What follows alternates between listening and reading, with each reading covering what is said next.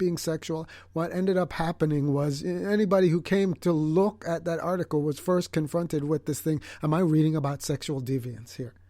The same thing was true of an article in a Christian magazine. It's a blog that's a part of a Christian magazine called Christianity Today. And this blog had a very positive conversation about nudity and modesty and how the person, it's called the Thin Places blog, how this person who's a mom understands how her kids might want to be clothes free around the house and how that's not a bad, sinful or shameful thing. But again, it got classified under the category sexuality. And I think one of the key things here is we've got to figure out how to take that connection between sexuality and nudity out of people's minds in the general culture. And I think in order for that to happen, we've got to get it out of our own minds first. And there are too many folks who are blogging and talking and posting under a naturist label who continue to make that connection by using pictures from porn sites and just reblogging stuff. And that's just overtly sexual and not really genuinely expressing a non-sexual, clothes-free life. So that's my thought that I'm going to throw off to you today. And I don't want to take up any more time because we had such a nice long interview. We're planning on about 15 minutes, at least I was, but got into this wonderful conversation with Cleo that went almost 30 minutes. And I want to just be able to share that with you now. And so take a moment to just sit back and listen to this great interview with Cleo from Topless Topics.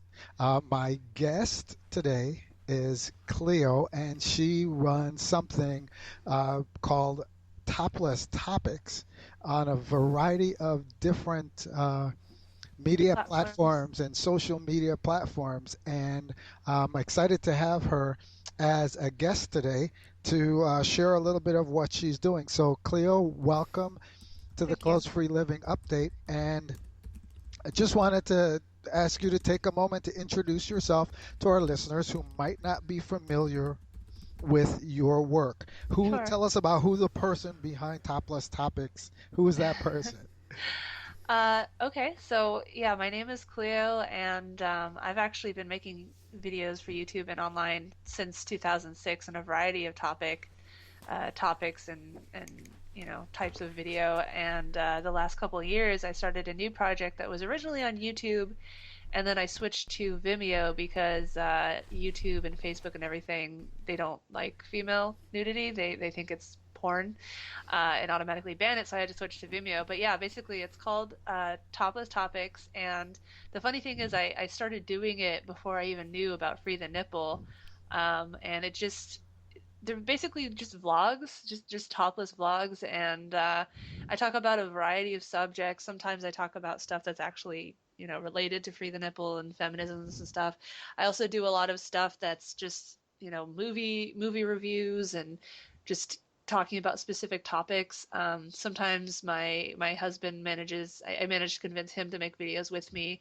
I've had a couple friends make them. It's kind of hard to get my friends to participate. They're shy. They don't want to subject themselves to the internet, but Sure.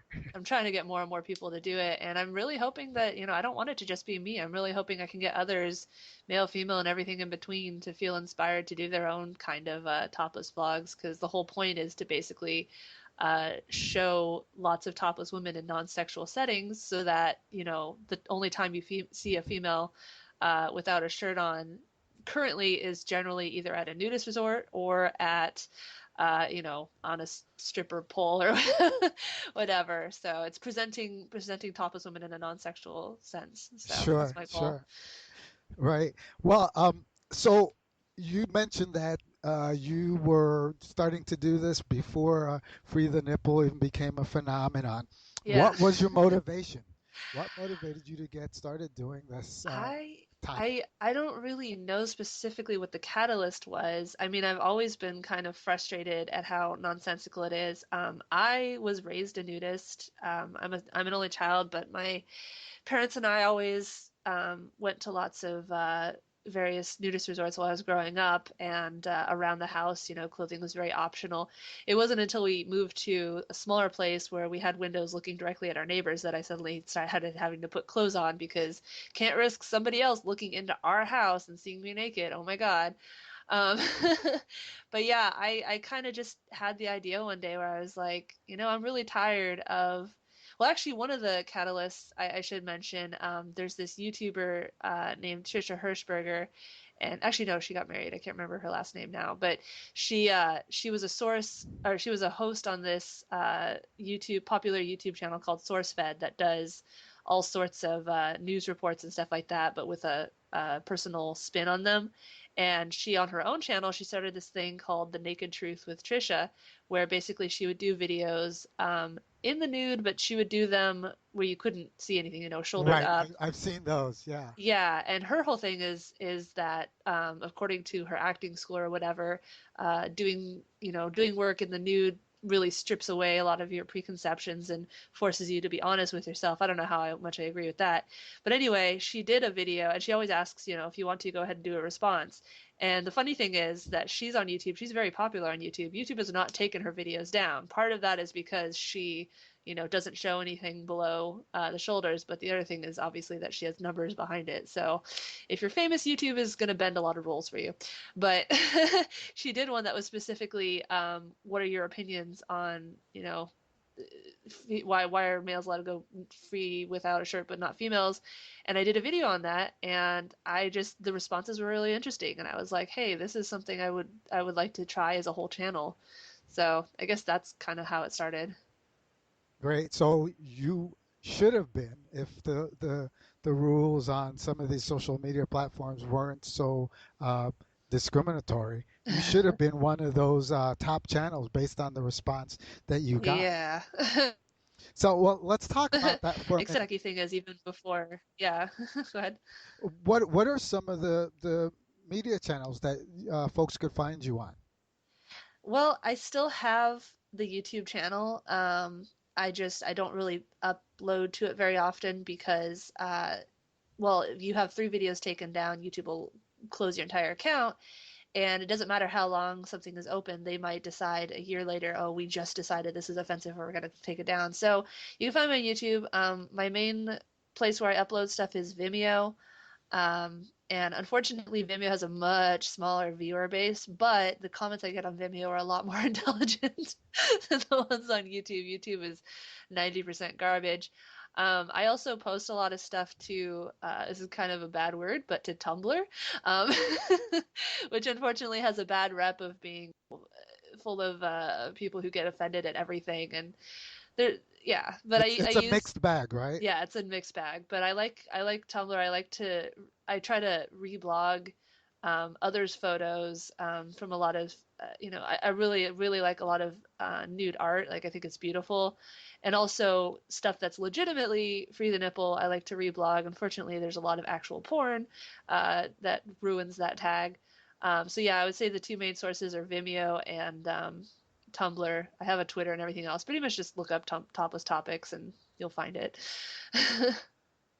So you've done video vlogs. Why not have your own vlog or blog site or website to house some of those uh, Vimeo videos? Well, I actually did make a website for a while, Topless Topics, and then I went to Vistaprint and I printed out a whole bunch of cards and everything. But the thing is that this is all, I mean, this isn't quite the right word for it, but I guess you could say it's a hobby.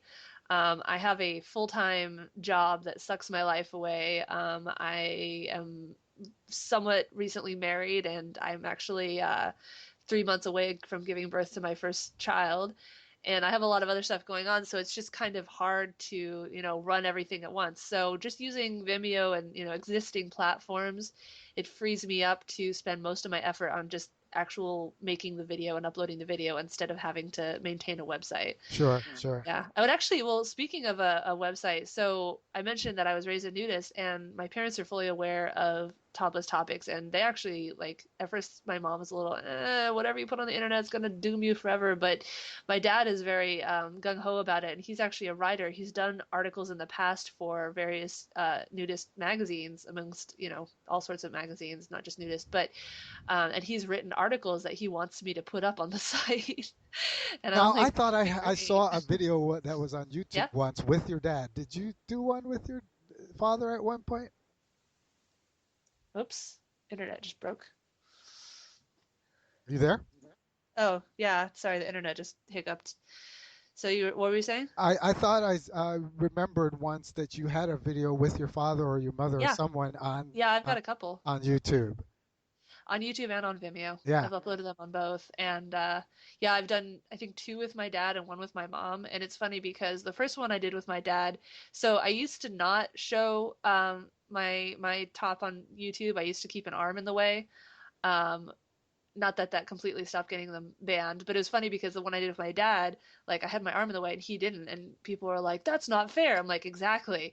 Of course, I get a lot of garbage comments where they're claiming that my dad is like staring at my chest and stuff because YouTube is garbage. But yeah. So and in those videos, we basically talked about growing up nudists and their opinions on it and everything. I get some amazing comments on there how they're like, "This is the reason society is failing. The families." Like I get a lot of incest accusations, which is really interesting to me. sure. So, that brings to mind the thought that a lot of people don't understand what you're trying to do Nope. with this. So take a moment and take us inside that. What do you hope to accomplish? What's your goal with doing topless topics? Well, I mean, I kind of mentioned it at the beginning, but literally my whole goal is just to show, the more you show something, the more people will realize it's not a big deal. I mean, I get a lot of people saying like, "Oh, you can't ever destigmatize breasts, they're sexual objects, blah blah blah." Less than 50 years ago, dudes weren't allowed to walk around without a shirt either. Right. 100 years ago, and in various cultures still today, various body parts like ankles, back of your neck, etc., are considered extremely erotic. And if you show them, if you go to one country and you show the back of your neck, it's treated the same as if you show your nipples here. So it kind of frustrates me when people make these assumptions that the way they were culturally raised is biological fact.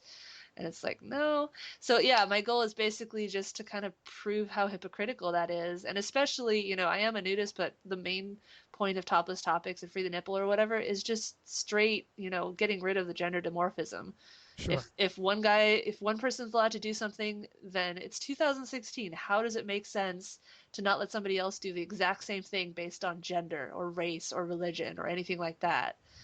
So Great. little idealistic, progressive, but Sure. And we need that sometimes. So let me talk a little bit more about that. How do you see yourself as a part of the whole free the nipple, top freedom, equality movement, or do you see yourself as a part of that? I do, and honestly, it gets really frustrating that it seems to be so hard to get other people involved. Like, for instance, I had the idea a month ago, actually, of gathering together the frequently asked questions and comments that I get, like the whole, "Oh, breasts are sexual objects," or "How do you feel about masturbate?" Just like all sorts of things. And I would love to have other people answer it. I cannot get a single person to show any interest in it. And it's like you go to Tumblr, you look up the free the nipple tag, and so much of it is just straight up porn, or it's people writing text posts, but it seems really, really, really hard to find someone with the, not to like make myself sound amazing, but it's hard to find people with the bravery and the, willing to take the risk of having real life consequences to actually show their face or take a video, take a picture, and take part in this. And unfortunately, as long as it's just talking, as long as it's just reblogging other people's work, I don't think it's ever going to really make any progress. It's always just going to be a fringe topic. So Yeah, it's been really hard trying to find allies in this whole That's a endeavor. really interesting point, because one of the things we've been talking about at closefreelife.com is how we need to get beyond just the reblogging of people's stuff and beginning Yeah. to I share mean, you need to more show of everybody. everyone's experience, and that's Yeah. what's going to normalize stuff. So Yep. give me